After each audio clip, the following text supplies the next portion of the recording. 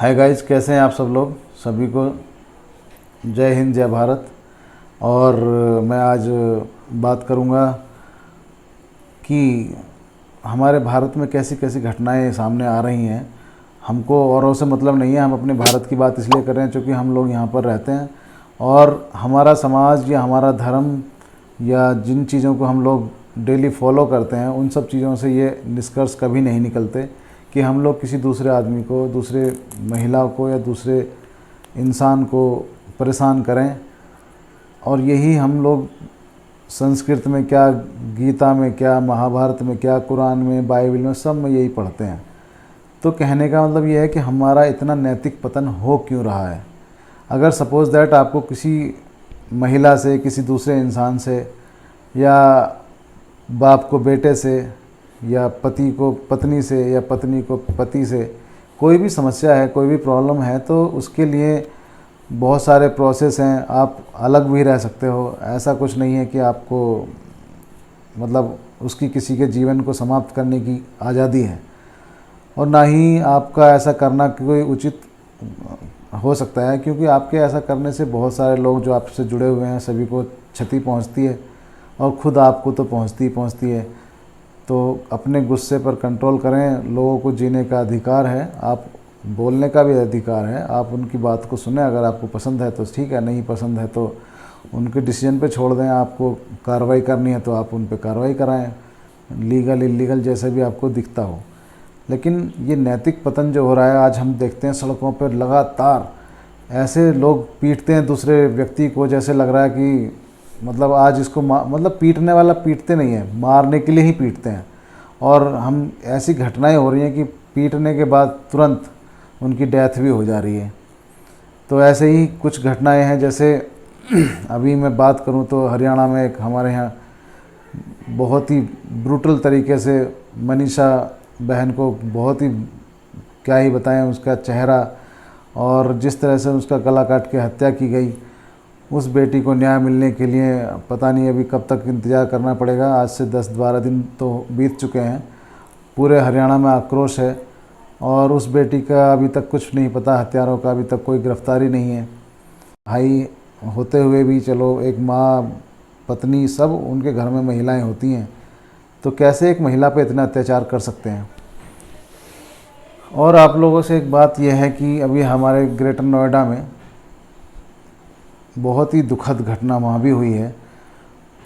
दहेज की बात सामने आ रही है, लेकिन मैं तो ये कहूँगा, मैं इस बात में नहीं पढ़ना चाहता कि दहेज का आरोप है या किसका आरोप है। लेकिन एक बात साफ़ है कि पति पत्नी के जो झगड़े चल रहे थे वो तो क्लियर है, वो तो साफ दिख रहा है। लेकिन अगर सपोज दैट आपको नहीं बन रही है किसी बात से, कुछ बात आपको लगता है कि नहीं हमको अच्छा लग रहा है, चाहे वो पत्नी हो चाहे पति, तो आप कोई भी रास्ता चूज़ कर सकते हैं। ये सब एक दूसरे को मारने का, पीटने का, वायलेंट होने का, ये कोई भी उपचार तो नहीं हुआ ना, ये कोई संवैधानिक तरीका नहीं हुआ। अगर आप संवैधानिक तरीके से चलेंगे तो शायद आप खुद भी अच्छे से जी पाएंगे, दूसरे को भी अच्छे से जीने का मौका देंगे। तो ये सारी घटनाएं हमको एक तरफ इशारा करती हैं कि हम लोग को बहुत ज़्यादा समझने की ज़रूरत है और हम लोग धर्म को लेके बहुत ज़्यादा सजग रहते हैं। वो धर्म हमको जीना ही सिखाता है। धर्म एक पद्धति है जो हमको अपनी लाइफ में फॉलो कराती है। और धर्म को अगर हम सच्चे से जीना चाहते हैं तो धर्म कोई भी हो, वो आपको कभी इजाज़त नहीं देता कि किसी दूसरे व्यक्ति को हानि पहुंचाएं, किसी दूसरे व्यक्ति की बातों के चलते आप उसकी जान ले लें। तो ये कभी भी, आपका कोई भी धर्म हो, कोई भी समाज हो, आपको कभी कोई इजाज़त नहीं देता।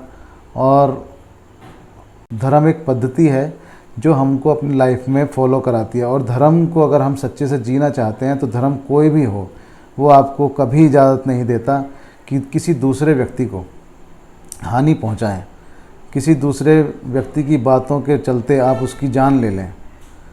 तो ये कभी भी, आपका कोई भी धर्म हो, कोई भी समाज हो, आपको कभी कोई इजाज़त नहीं देता। और आप अपनी नज़रों में भी गिर जाते हो, समाज से भी गिर जाते हो। और कभी भी किसी भी तरह से आप रह लीजिए, आपको सुकून तो कभी नहीं मिल सकता लाइफ में, क्योंकि आप अपनी अपराध के लिए किसको जाके हाथ जोड़ेंगे। कभी पश्चाताप करने के नाम पर भी आपको सुकून नहीं मिल सकता है, मैं गारंटी देता हूँ ऐसे लोगों को। तो निष्कलंक जीवन जीना एक कला है, उसके लिए बहुत कुछ सहना पड़ता है और बहुत इग्नोर करके भी आगे चलना पड़ता है। बट अपना जीवन जो है वो निष्कलंक होना चाहिए। निष्कलंक जीवन बहुत लोगों को राहत देता है। और ये जो हम लोग सोचते रहते हैं ना कि महिलाओं पर अत्याचार करना, ये सब करना, महिलाएं इतनी कमज़ोर नहीं हैं, लेकिन वो समाज ने ऐसी बांध दी हैं, ऐसे तरीक़ों से उनको मतलब नकेल कसा गया है एक तरह से उन पर बोलें तो। हालांकि अभी बहुत कुछ बदल गया, लेकिन आज़ादी से पहले, संविधान लागू होने से पहले उनकी स्थिति बहुत बदतर स्थिति थी। आज वो बहुत ही अच्छी स्थिति में है और कोई भी महिला, प्रत्येक फील्ड में कहीं भी चले जाओ आप, महिलाओं की भागीदारी अतुलनीय है। समझ सकते हैं आप लोग, कोई भी फील्ड आप ले लीजिए, किसी भी चीज़ में आप कम नहीं आंक सकते। हाँ, अब ये मैं इन्हीं की बात ले लूँ बच्चों की, जैसे उनके पिताजी बता रहे थे कंचन और निक्की का जो केस हुआ है, निक्की का जो मतलब एक तरह से उनको जला के मार दिया गया, या जैसे भी हुआ होगा वो तो आरोप सिद्ध होंगे जैसे भी होंगे।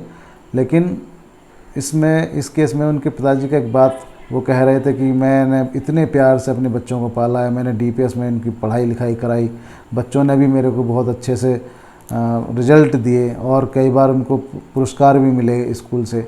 ऐसे बच्चों की हालत इस तरह से शादी के बाद हो जाए तो कौन माँ बाप नहीं डरेगा अपनी बच्चियों के लिए। क्योंकि इसीलिए यही कारण है हमारे भारत में कि हम लोग अपनी बच्चियों के लिए, हम लोग अपने बेटियों के लिए बहुत ही ज़्यादा अंदर में डरे हुए रहते हैं कि किस तरह से हमारी बेटियां आगे सरवाइव कर पाएंगी, किस तरह की मेंटलिटी का आदमी कोई हमको मिलेगा। चाहे आप उसके रसूख पे जाएं, चाहे आप उसकी एजुकेशन पे जाएं, उसके अंदर भी एक शैतान हो सकता है, कोई भी हो सकता है। तो ये हम लोग को कैसे आइडेंटिफाई करें। और ऐसी ही एक घटना का जिक्र जब मैं आज कर रहा हूँ तो एक बताऊँ, हैदराबाद में भी इस तरह की एक घटना हुई है। जो स्वाति नाम की लड़की, उसकी वाइफ थी महेंद्र की, और महेंद्र ने अपनी वाइफ को छोटे छोटे पीसेस में काट के, जो कि 4 महीने की प्रेग्नेंट थी, उसको पीस में काट के उसको थैले में भर के बाहर फेंक के आया और सीसीटीवी कैमरे से वो पकड़ा गया। फिर उसके बाद उसका धड़ जो है उसके घर में ही मिला। नैतिक पतन की हद है, मतलब कहाँ तक हम लोग ऐसी खबरें सुन के हम सोचते हैं कि इंसान कहाँ तक गिरेगा। तो मैं आप सभी से यही रिक्वेस्ट करूँगा को एक समृद्ध भारत बनाने में और अपना एक सुलझा हुआ समाज और एक साफ मानसिकता वाला समाज बनाने में मदद करें। अपने बच्चों को अच्छा पढ़ाएं, अच्छा लिखाएं, उनकी एजुकेशन बहुत ज़रूरी है, उनका नैतिक पतन ना होने दें। जय हिंद, जय भारत।